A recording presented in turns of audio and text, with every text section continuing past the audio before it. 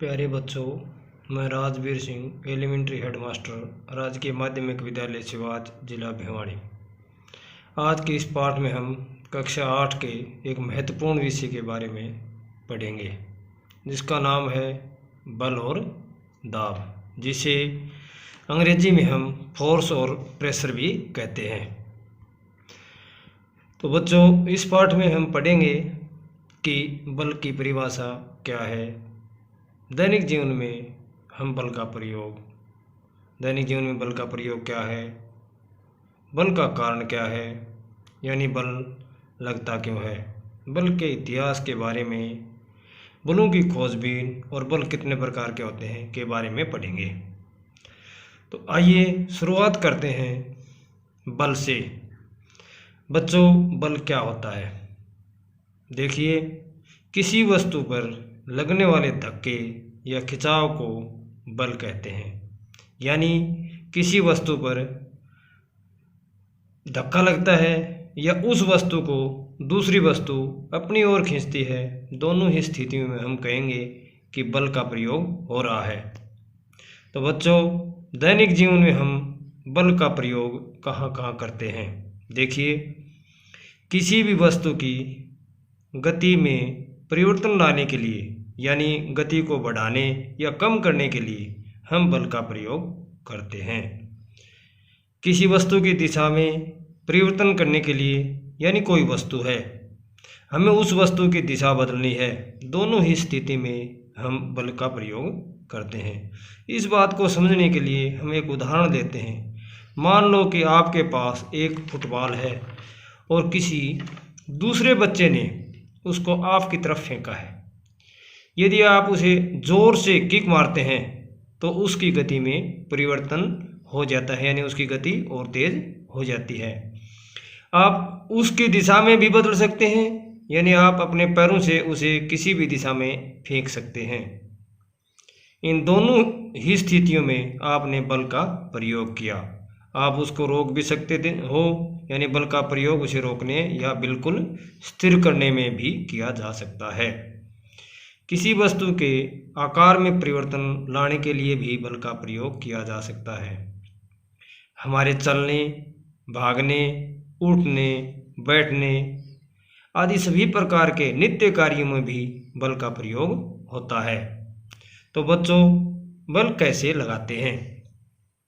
बच्चों, बल एक अन्योन्य क्रिया है जिसके कारण बल लगते हैं। मतलब बल लगाने के लिए दो वस्तुओं का होना बहुत ही ज़रूरी है। बच्चों, आई समझ में बात? अन्योन्य क्रिया का मतलब है कि बल लगने के लिए कम से कम दो वस्तुओं का होना बेहद ज़रूरी है। बच्चों, अब हम पढ़ेंगे बल के इतिहास और उसकी खोजबीन के बारे में।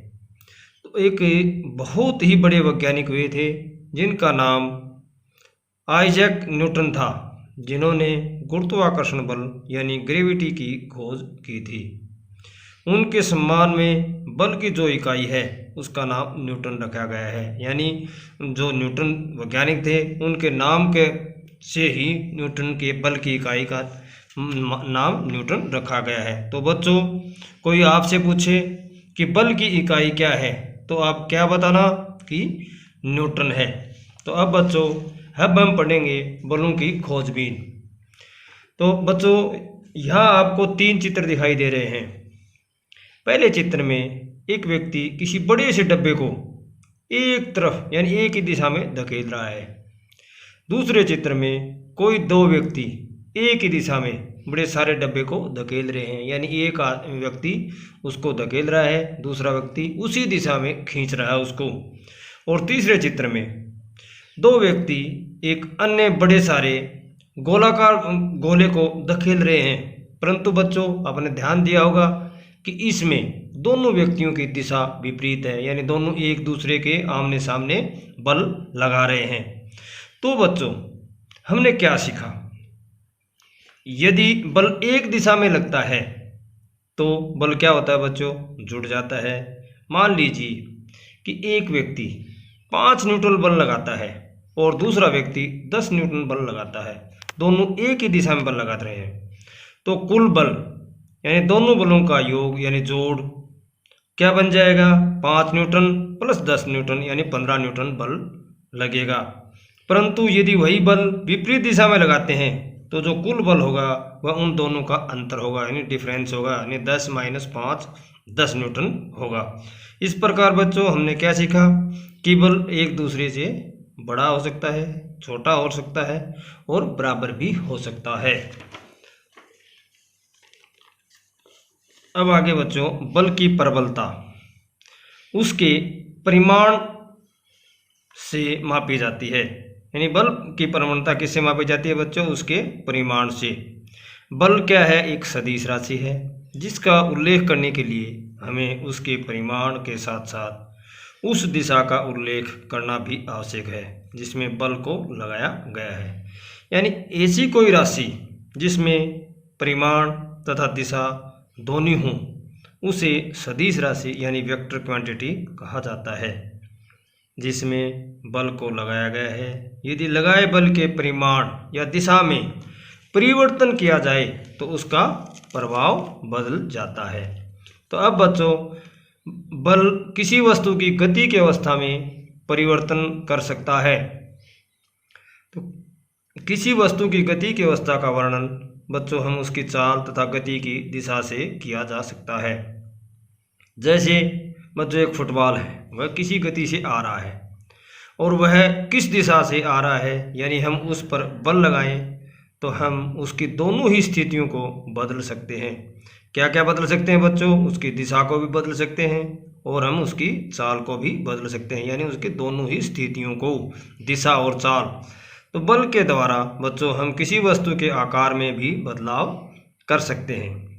बच्चों, अगर हम किसी वस्तु पर उसकी चाल के लंबवत बल लगाएं तो हम सिर्फ उसकी गति की दिशा में परिवर्तन कर सकते हैं, उसकी चाल में बदलाव नहीं कर सकते।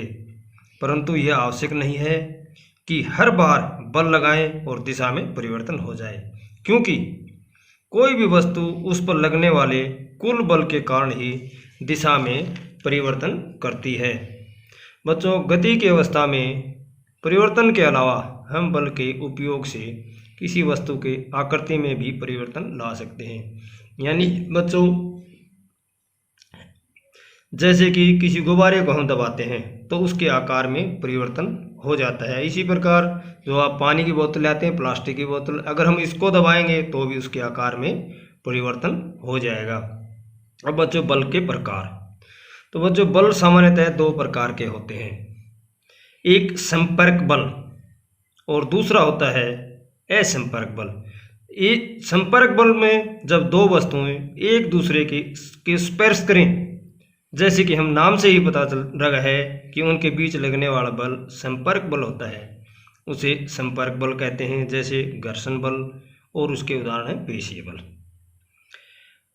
इन सब के बारे में आप अगला जो भाग है अपना उसमें हम पढ़ाएंगे। दूसरा बल है असंपर्क बल। बच्चों, इन बलों का प्रयोग वस्तु पर उसके दूर रहकर किया जा सकता है, यानी इसमें दोनों वस्तुओं का संपर्क नहीं होता, एक दूसरे का संपर्क नहीं होता, और यानी कि दूर रहती हैं। जैसे चुंबकीय बल, गुरुत्वाकर्षण बल, इसका सबसे बड़ा उदाहरण है गुरुत्वाकर्षण बल का। आपने बच्चा देखा होगा कि जब आम के पेड़ से आम नीचे गिरता है तो ये गुरुत्वाकर्षण का उदाहरण है। बच्चों, आज के इस पाठ में हमने क्या सीखा, बल क्या होते हैं, कितने प्रकार के होते हैं, उनके लक्षण क्या हैं और उसके उपयोग कहाँ कहाँ किए जा सकते हैं। धन्यवाद।